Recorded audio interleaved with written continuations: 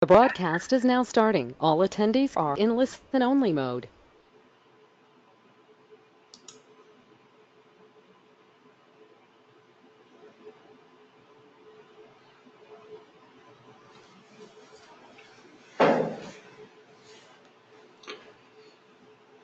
Good morning.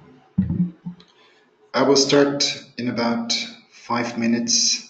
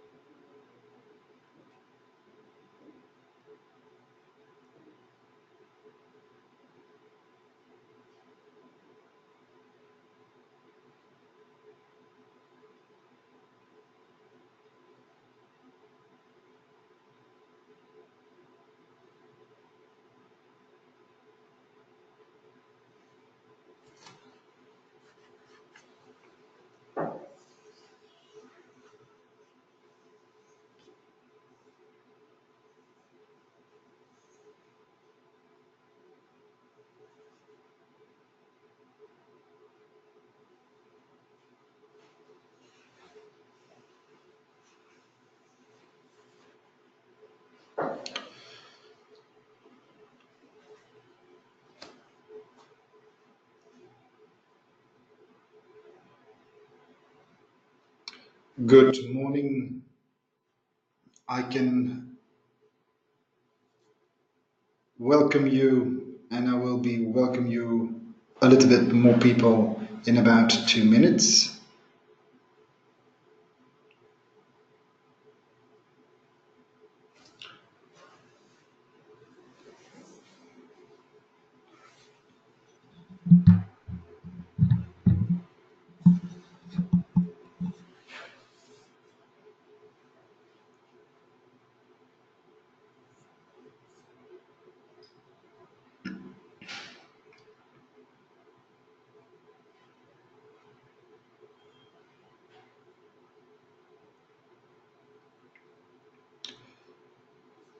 Before we start, just to make sure that you can hear me loud and clear, could you please click on the little hand icon when my voice comes across? Then I know, yes, the sound is okay.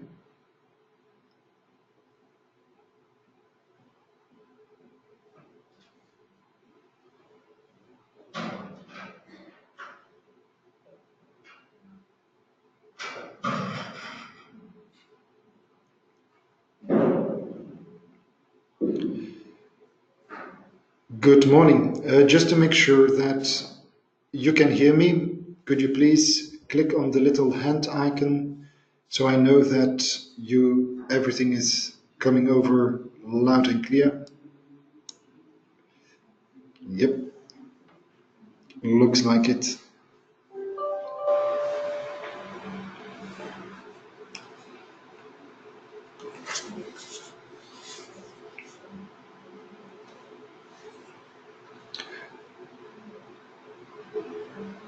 Okay, welcome to this webinar on select the right solution, select the right lens. Good morning, my name is Joris Blaton, technical trainer for FLIR ITS, FLIR Intelligent Transportation Systems, and I welcome you all in this webinar on how to find the right solution, how to select the right lens. Probably you have been surfing on the internet, walking through our brochures to all our kind of leaflets and documents, and probably you noticed, whoa, that's a big list of product solutions, but which one is now the correct one for me? And I can imagine that sometimes you see a huge forest, but you don't see anymore the tree or the bush or whatever thing you need within all this amount of trees. You probably notice also, wow, that one looks exactly the same as that one. Is that the correct one for me? Which one? So a lot of questions. And I hope that within this webinar, I will give you some pointers, some tips and tricks to get there. So my aim is that in the end, you will receive quite some tips. I will give also you some tools that can help you on how to get there and to find much easier the device that you need. But the main thing, I'm going to try to answer a lot of your questions. And before I shout out the questions and also answer the questions, I would like to ask a question for you.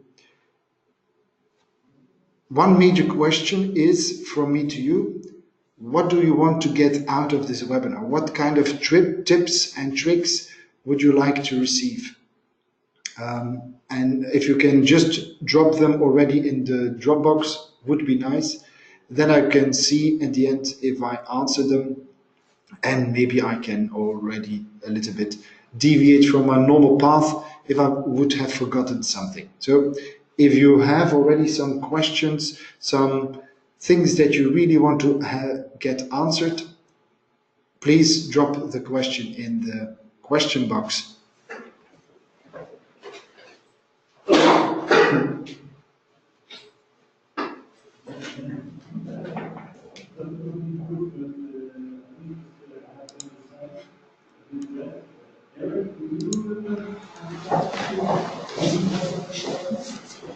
So for the moment, not too many questions. Well, let's get started. If there is a question popping up, please do drop it in the question box and I will answer it right away. The strange thing is, I'm not going to start with the tips. I'm not going to start with the tools, but I'm going to try to answer a few questions. In fact, in search of finding the right solution, the right lens, it's about answering at least the following 10 questions. First of all the question is, what do you want to do? What do I want to do? That's the first one you have to ask yourself.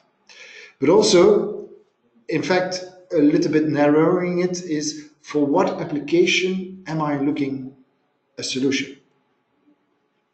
Am I looking for a solution for one or for more applications? And what if I have multiple applications I'm looking an answer to, is what application is the most important? The next question is, where am I going to install this application?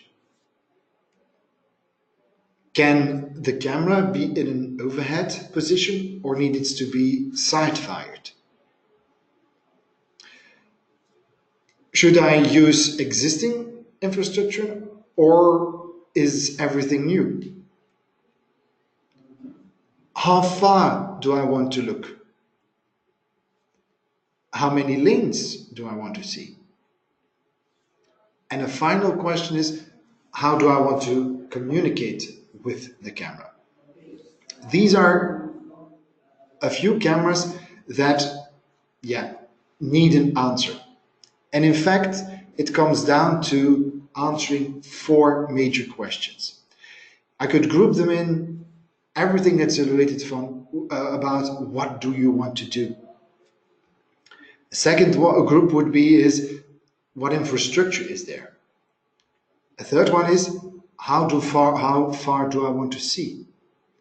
And a final group is how do you want to communicate with your device? And how do you want to get the information back to me? Let's take a closer look to the question, what do you want to do?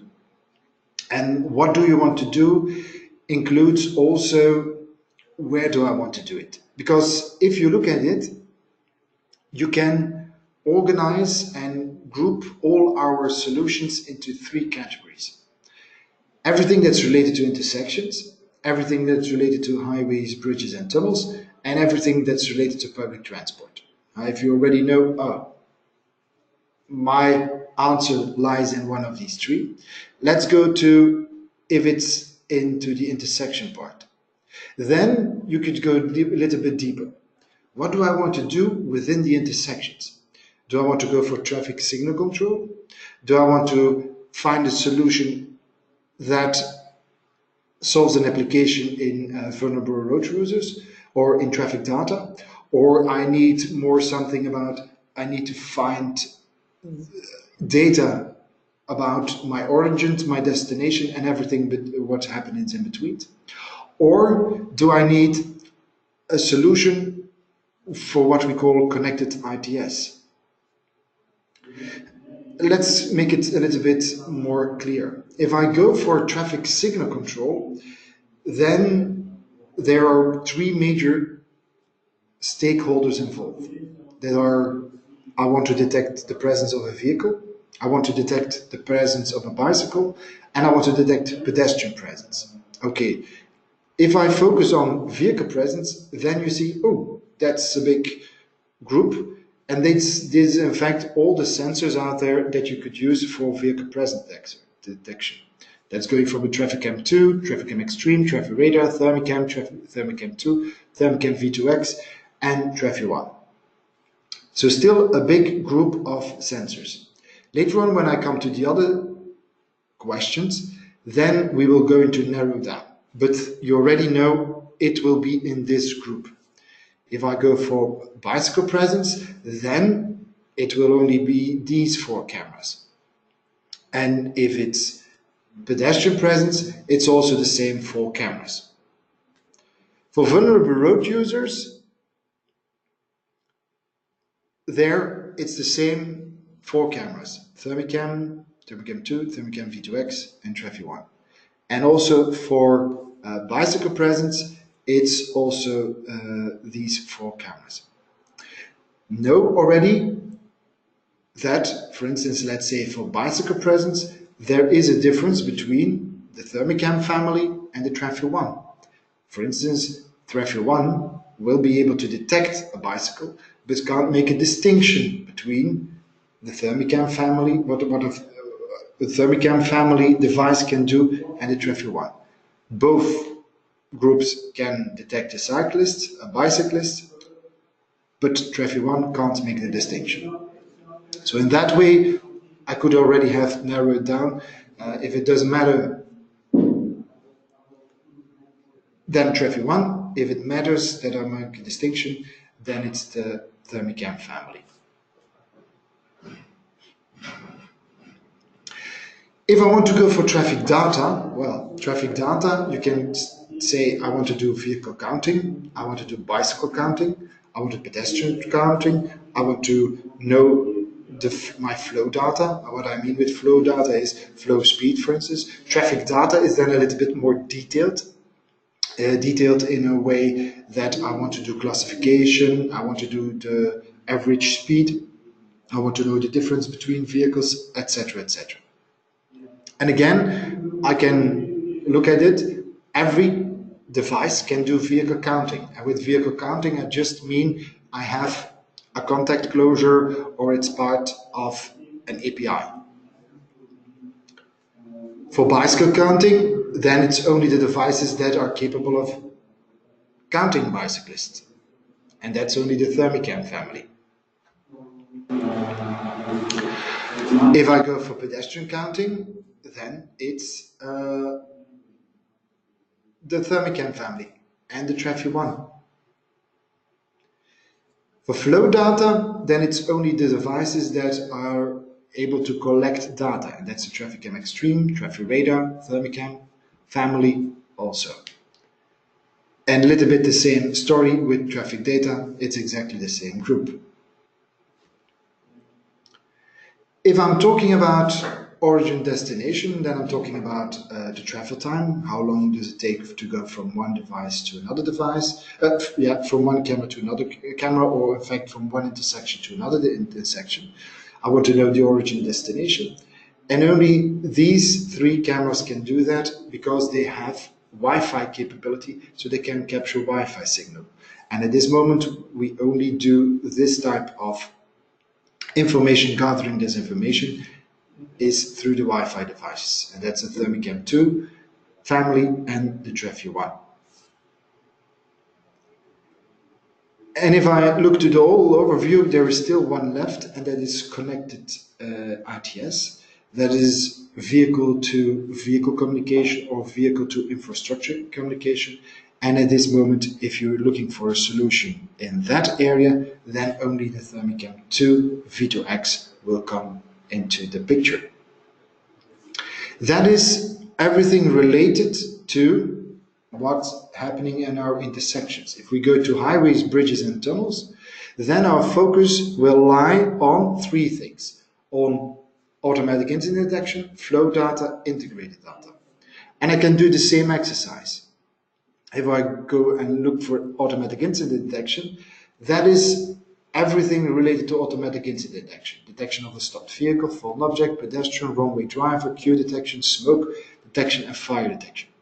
In fact, all the cameras that I'm showing can do these things with a few exceptions. Let's look at stopped vehicle. Here you see the whole range of products that can do that. That is the FLIR VIP series, including the T, VIP-T, VIP-TX, VIP-IP, VIP-HD, the TraffiBot series, the ITS series AID, ITS series Dual AID, and the Thermicam series. They can do stopped vehicle. To be honest, Thermicam series, yes, but only the Thermicam 2 can do that. If I go then for fallen object, then it's the VIP series, the TraffiBot series, the ITS series, and ITS series Dual AID. Same thing for pedestrian detection as an incident.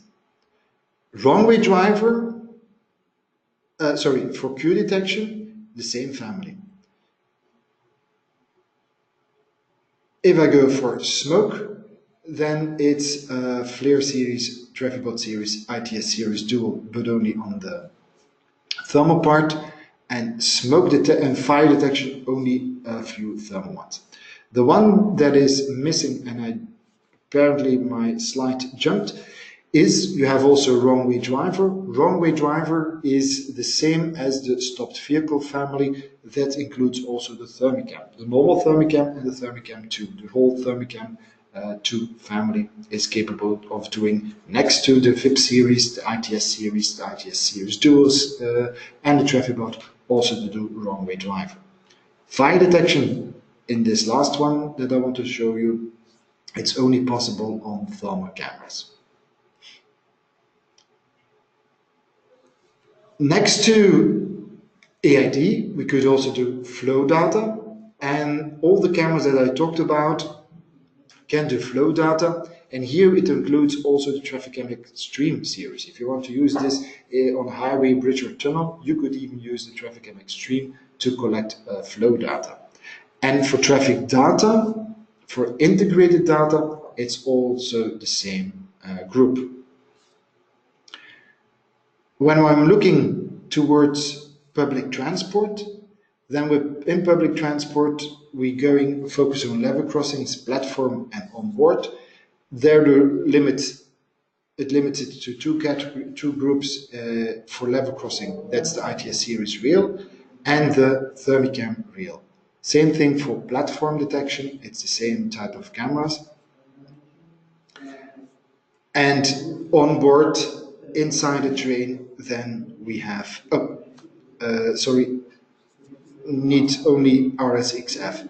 FLIR ITS series and Thermicam reel are mainly to be put on the infrastructure.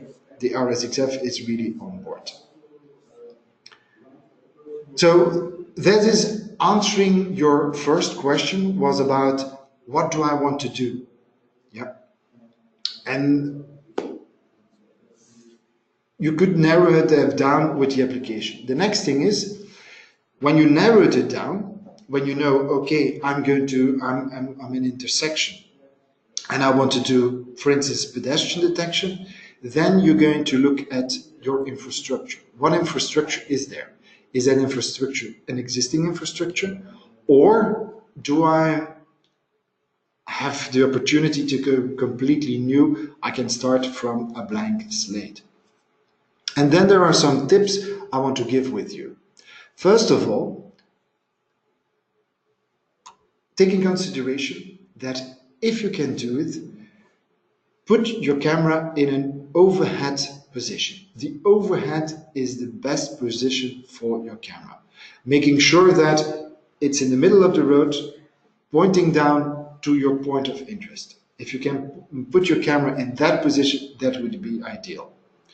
I know it's not always possible. In many cases, you have to go to the left side of your road or to the right side of your road.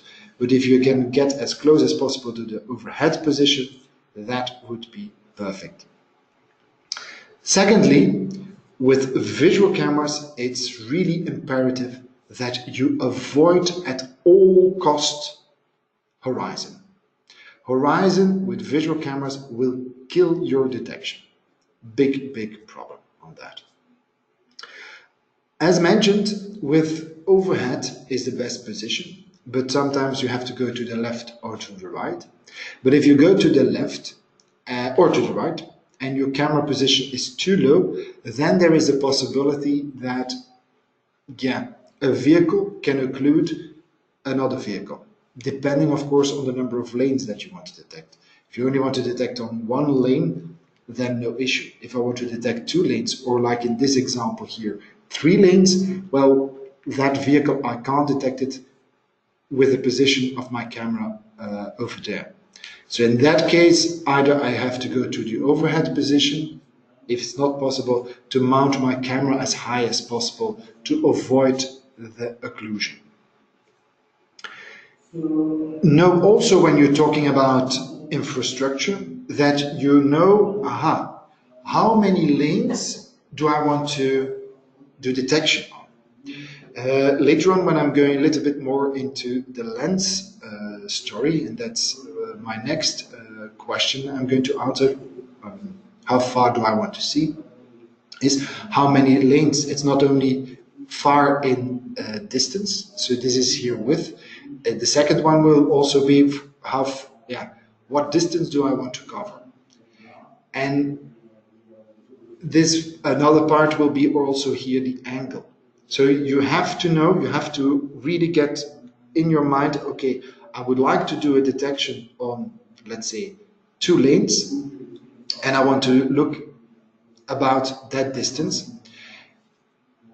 And depending on the type of application, you will play with the angle to make sure that you are capable of detecting all these lanes and the specific distance.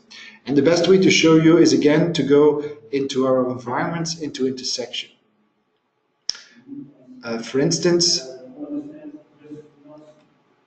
if I go to presence detection, Well, the presence detection in most cases is I want to detect the vehicles at the stop bar, as close as possible as where my camera is, and sometimes also approaching. Then the thing is, I'm going to play with my angle so to make sure that I see the vehicles where they're stopping, where they're passing by, and I'm going to play with the height that's capable there. If it's a new site, well, and there is no limit on the budget because that's also a part of it, I can take the pole that suits best my solution. Of course, if you're restricted to what is already out there, yeah, then you have to do what's there. Anyway, most of our detection starts with poles starting at 3.5 meters, and about the maximum that we go within the intersection area up to 12 meters. Cameras are capable of going higher, but we see that the maximum that we go, even in an overhead position or on side-view position, will be at 12 meters. Now, if we want to go for data collection, and data collection in a way that you really want to collect the data as average speed, as gap, and so on, then we suggest that you put the camera as close as possible as to the point where you want to detect vehicles, and you are having an angle of your cameras of 45 degrees. Why are we proposing that 45 degrees? Because then we know we have quite a nice stretch of road we still see. But we also see, and that's the most important part, we see the gaps in between vehicles. We see the first vehicle, the gap, and the second vehicle. And that allows us to do a good counting and good calculation of and giving you the correct data. Anyway, a good tip here that I want to give you already. In our manuals, we try to give you as much as possible details on the architecture and also on a proposed height. I'll come to that a little bit later with a few examples on the proposed heights. Also, we have special PDF pages if we want to go a little bit more in detail. And online on the website, for the moment, not for all products in there, but it will be also made available online. So you have that information so you can make the right choice for your product. If we look in highways and bridges, well, it will be the same story. It's all to do is about your camera position with respect to the road, with height, inclination. And we have some pitfalls also over here. And what I mean with it, well, again, over the road is the best position. But in some cases, even on highways and bridges, you have to go either looking at the slow lane or looking at the fast lane. And at the slow lane, you noticed occlusion can occur. On the fast lane, it can also occur, but there the issue might be less than when you position your camera on the fast lane.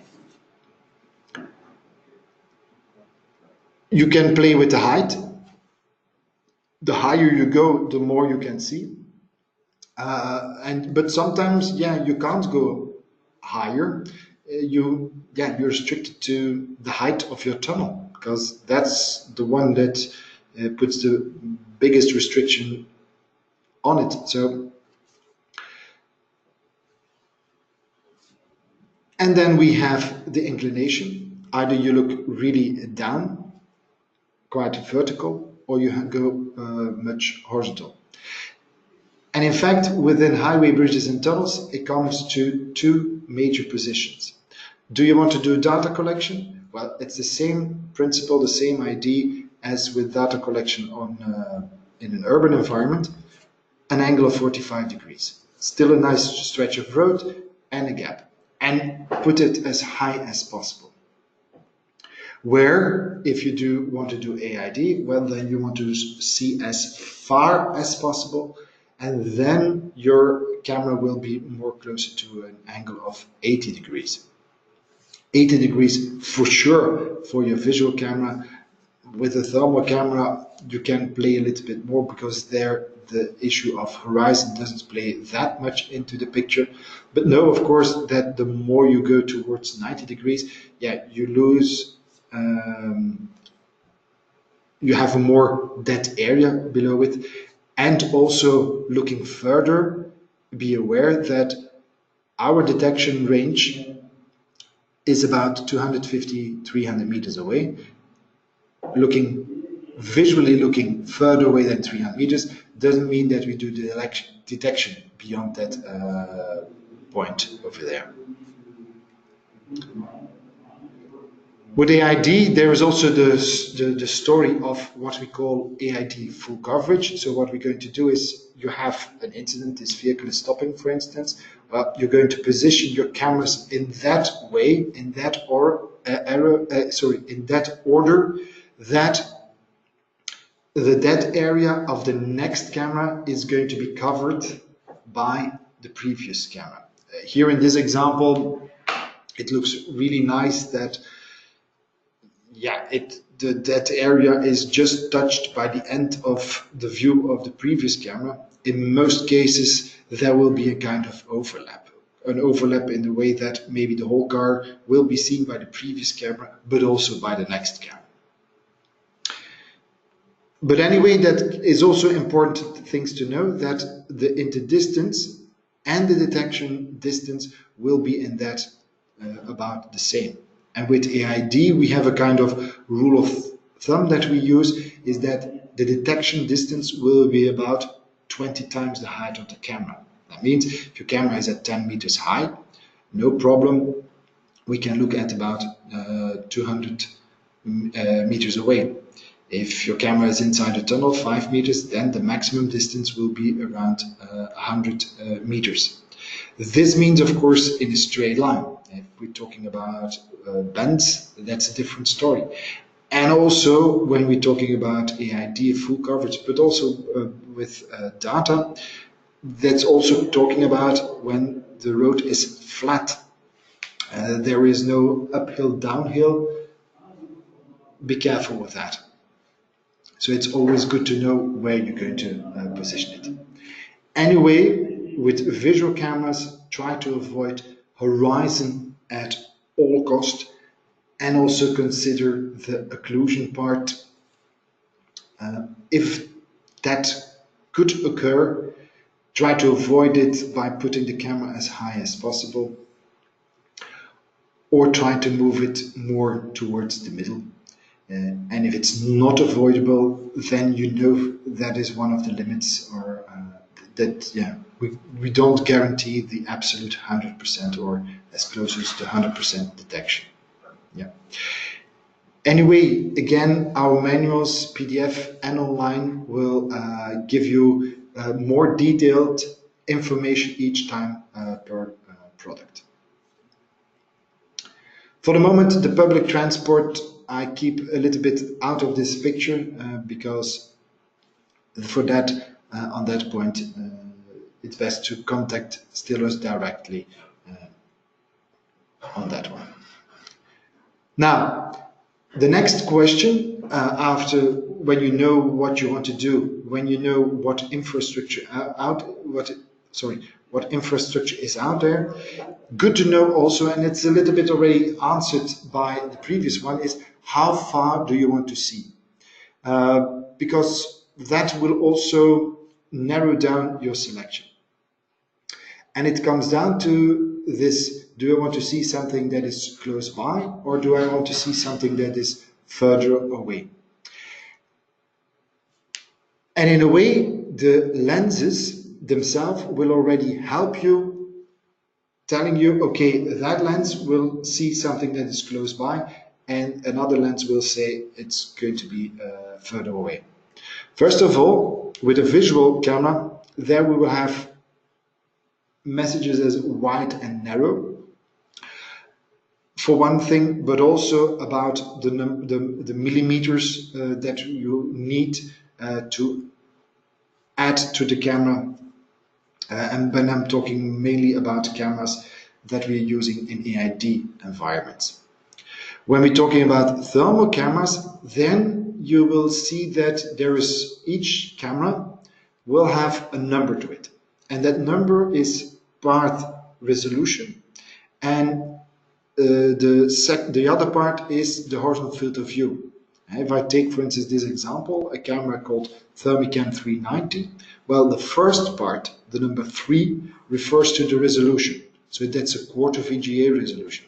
And the 90 refers to the horizontal field of view. So in that way, you already know, aha, 90-degree horizontal field of view, that's more a camera that's going to allow me to see vehicles really up close. Do I want to go for a thermal camera that is capable of looking further away? Well, then you will have to go through 332, 317, something like that. If I would now put that again onto my 3 sections, let's go to intersection. Well, here intersection, it's really crucial that you think about. It's best to make sure that the object that I want to detect, the vehicle, a bicycle, a pedestrian, that you have that object as close as possible to the camera. On average, best to the middle part of it. If the object over there, my detection will be the best. The performance for my detection will be the best. And that is with the visual camera as with the thermal camera. Now, with thermal cameras, with some thermal cameras, and I'm talking for sure with like the Thermicam family, because the Thermicam family, as you noticed when we're talking about applications, those guys can do a lot of stuff at the same time. Well, then it's really important that if you know, okay, I want to look at that particular distance, that you know first of all what kind of applications do I want to do at the same time. And let's really make it with a nice example. I want to do pedestrian detection, bicycle detection, and vehicle presence at the same time. Then you have to decide which one is the most important one, because that's going to make the selection of your lens, but also playing with the height. And let's take a look to this graph, to this document. I hope that you can read it with making it larger here. It's not everything is quite good readable, but anyway, what I want to show with that one, you see, for instance, for a lens type like the 390, that one is capable of doing car detection, bike detection, wrong-way drivers, traffic data, and pedestrian detection. We know that that camera can look from 0 to about 25 meters or 85 feet. But depending on the number of lanes that you want to cover, depending on the extra applications, notice that not everything is possible to the maximal distance. If I want to do, for instance, bicycle detection and car detection, and I want to pick out a bike in mixed traffic, well then, and I want to do it over 3 lanes, then at least my camera should be at a height not of 3.5 meters, but more closer to 6 meters. And okay, the car I can detect up to 25 meters, but the bike I can only detect up to 20 meters. Now, if I want to detect a bike much further away, up to, let's say, about 40 meters, 30 meters, something like that, well, that will only be possible not with that camera, but I need another camera. So it's really crucial, again, that you know exactly what you want to do, what kind of application you want to go for, and which one is the most important one. And then we give you a lot of tools that can help you, and later I'll go more in detail on these tools. We have a lot of tools that can help you to narrow down the one that you need.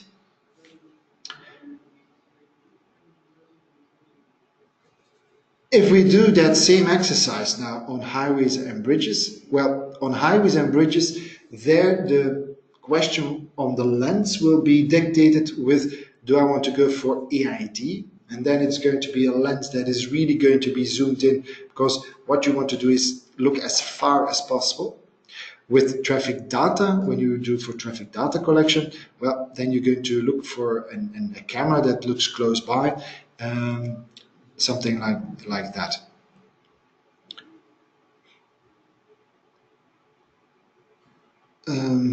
So with AID, next to that, you will also look for how many lanes do I want to detect. And with traffic data, there, what type of data do you need? Do I want to go for flow data? Do I want to go for integrated data? Because flow data, that's something you even can do when your camera is more like in an AID position. With integrated data, like you want to know average speed and classification, then that camera should be more pushed to an angle of 45 degrees, because there we want a higher accuracy of data than with flow data, where we get more the information for Q detection.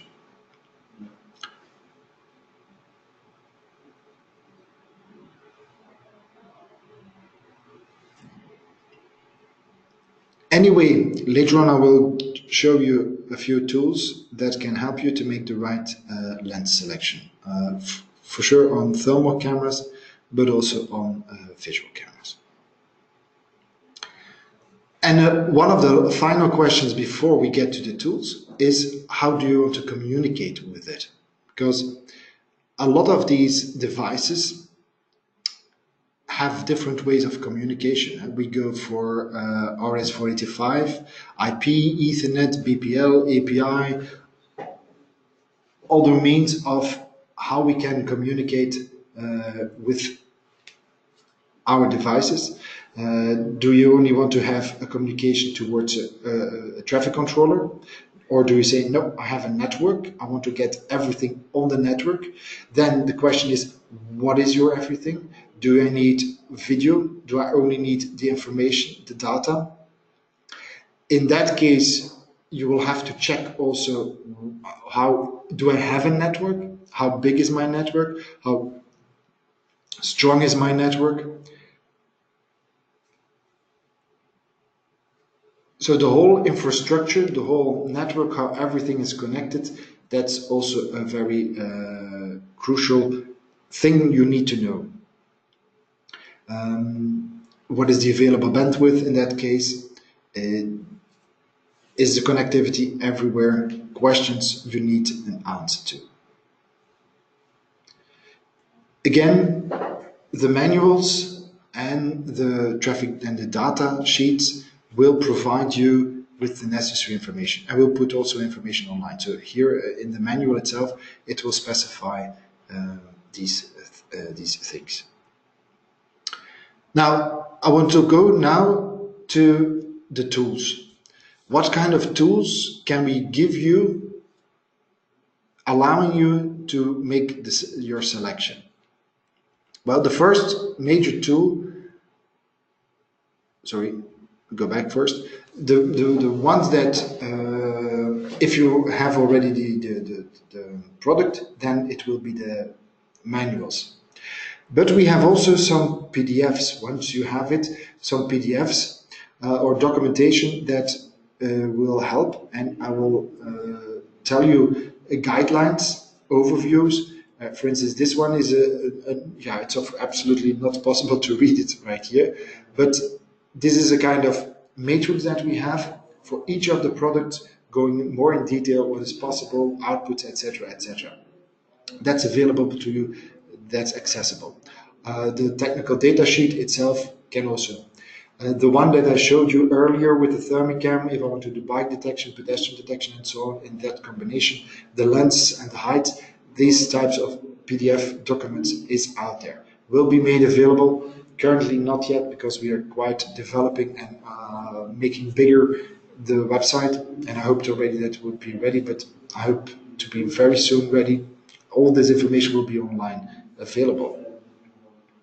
Now, next to that, there are some online tools that I really want to show you that really can help you in making the good detection. First of all, the FLIR website itself. Uh, it will be updated, getting the latest information, all these extra tools, not the manuals. The manuals will only be available when you bought the product, but all the other ones that can help you make the right selection, that will be on that site. Another tool that can already help you in deciding, and certainly when we're talking about thermal cameras, is what we call our site builder tool. And I hope I will try to start it. I will make a connection with that site builder tool. And what is that site builder tool? That is a really nice tool that gives you access to all the thermal cameras, but will put them on the map, on a Google map, and allowing that. And apparently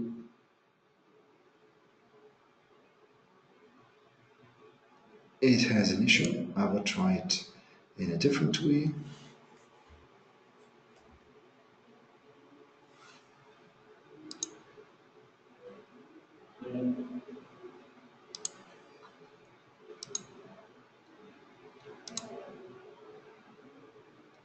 Yeah, I'm going to check. I probably, there it is. So normally you should be able to see it. I will make that link also later available. For sure, it will be available on the website later. What is this called? It's called a Raven tool, but it's in fact a site builder tool.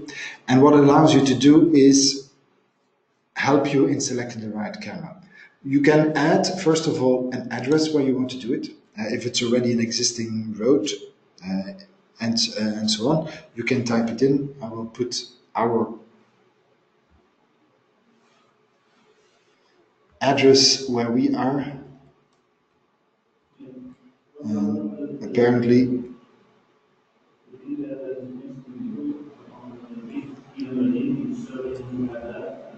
it does strange things. So,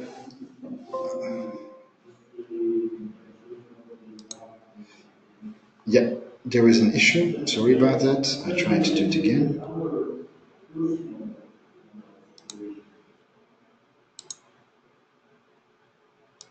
There we are. So, there we are. I can add a traffic camera. So here I have all the traffic cameras, and let's say that I want to do a test on a traffic 1. I have the two lenses, traffic 195, 156. 195, I know, 95, that is 95 horizontal field of view. Wide angle, that's a nice one, I want that one. So I select it. Maybe a better idea would be that I put that camera where I want to do it. Let's say here I want to do it at that street. I really do apologize about the bad connection. Let's zoom in a little bit more. And here it says, okay, that is how it can look like. Now I have complete control over that camera. So I could say, now this means the camera is here at 5 meters, but I can only put it to, let's say, 3 point. Let's put it to 4 meters. 4 meters high. And I want it a little bit more rotated to that angle. Well, there you can see, well, that is what I will be able to detect on. I can maybe zoom in a little bit more. So if I put that here on this part, that would be the view of my camera. Maybe if I do it with another camera, sorry, let's say the Thermicam, where is it? Trefficent Thermicam. I will do it with this one here. Let's say I put it in the same position. There it is. And I mount it to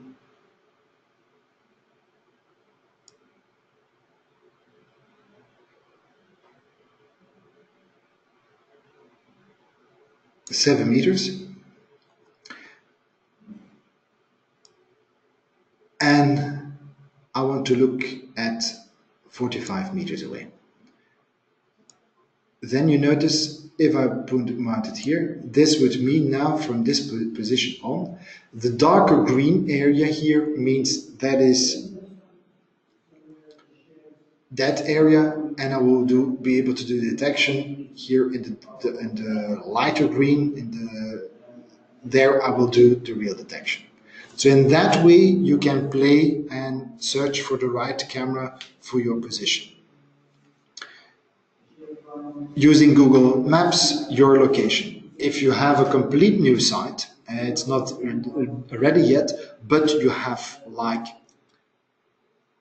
a drawing, then you could do the same exercise on that drawing. So it will already help you to get a better view on where would be the best location for your camera to achieve your goal, the distance that you want to look at.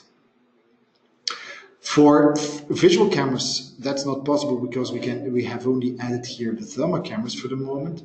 But with visual cameras, you could do the same trick, but then it's directly onto Google Maps that you can work with that.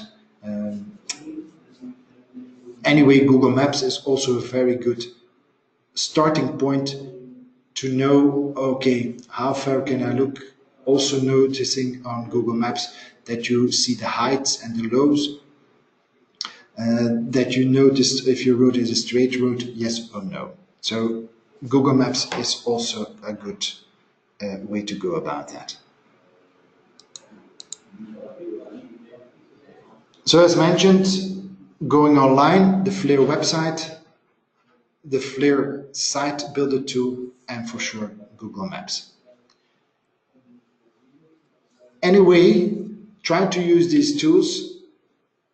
If it's not there, if still issues, problems, please shoot us an email. If you have the contact details from some of our customer support guys, drop a message. Go to our website where you also can register and ask for a particular question.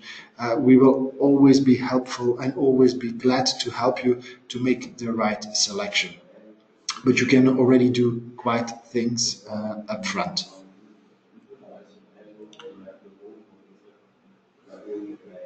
So ending this with one major tip, and I hope that you found quite some answers to some of your questions, or maybe more answers. One major tip would be that, and this one is 10 in 1, that with these 10 questions, or maybe more, try to answer them all and make one sentence out of it. That you could say, okay, I want to do vehicle presence detection on an existing pole of 3.5 meters, and I want to do it at a stop bar from a side fired position. And I would like to see the streaming video coming towards my control center. And at the same time, I want to have contact closures in my traffic controller. The answer to that question with all the details of your application will guide you directly to one or maybe two particular cameras, and then playing with the tools that I just showed you, maybe it will narrow down to one, maybe two, and then probably in the end the budget will play a role, or maybe the likes of it on your part. So on that note, I would like to end this webinar. I'm really aware that I put a lot of information into one webinar, but maybe from your part there are questions, remarks, please shoot. So there is a question first for need better smoke detection for tunnels. Well, in that case, I will have to guide you towards the sensors or cameras that do smoke detection. It will be a visual camera because only visual cameras are able to do so. And then you will have the possibility, the solution, do you want to have an integrated system like the TrafiBots or like systems in the VIP series? Then you have to look at, is it a complete new site? Then you can go for the IP and HD solutions. If it's an existing one with analog, then it will be maybe the VIP-T. I would like to know which FLIR detectors are most suitable for pedestrian detection. I hope that I could answer that. Now, I can answer it, answering directly your question. So you notice that there are in fact 4 cameras come into the picture. You have the Thermicam family and you have the Trafi-1. If it's really main focus on pedestrian detection only, then I would suggest to go for the Trafi-1. That detector is really made and created to pedestrian detection, gives really good results. The other ones too, but if we also take in consideration costs and so on, and if you only want to do pedestrian detection, the other ones you will have a nice camera, a very good camera, but with a lot of functionalities that you don't use. So pedestrian detection, if you only go for, I want to go for pedestrian detection, then I would suggest the Trafi-1. Is pedestrian counting available already today or will it be released in the future? For the moment, it's not today. It will be released in first quarter next year, will be available on Trafi-1 and also on the Thermicam family. Can Thermicam 2 provide vulnerable road users traffic data? In a way, yes. But if you're talking about bike speed, then it will be like deviated information in a way that now bike speed I'm thinking about. For the moment, like the Thermicam 2 I know, and that will also be released next year with a new update, with a new firmware. The bike speed will not be there. The traffic data that will be available on the Thermicam 2 will be the count and the occupancy.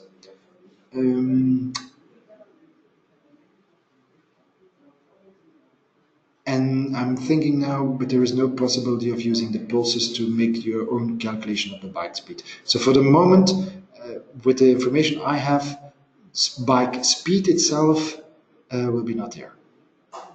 Bike count is available today, yes. So if you have a Thermicam or even a Thermicam 2, you can do a really accurate count today. And you can have the count in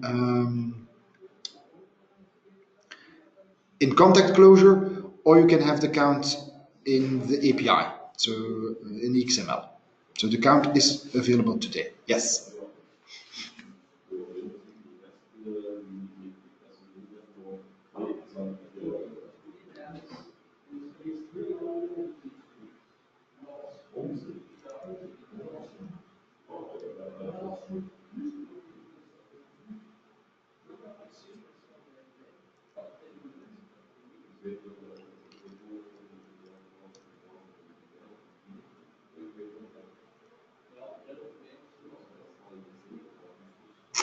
I'm looking if still questions are popping in. If you have later on questions, don't hesitate to drop it either in my email box and I or my colleague will answer it as soon as possible. I don't know if you have for the moment questions. Maybe I give you more questions than answers because yeah, looking towards the right lens is answering a lot of questions you have to ask yourself, and the answers to your questions guide you to the right solution or we'll make at least a short list.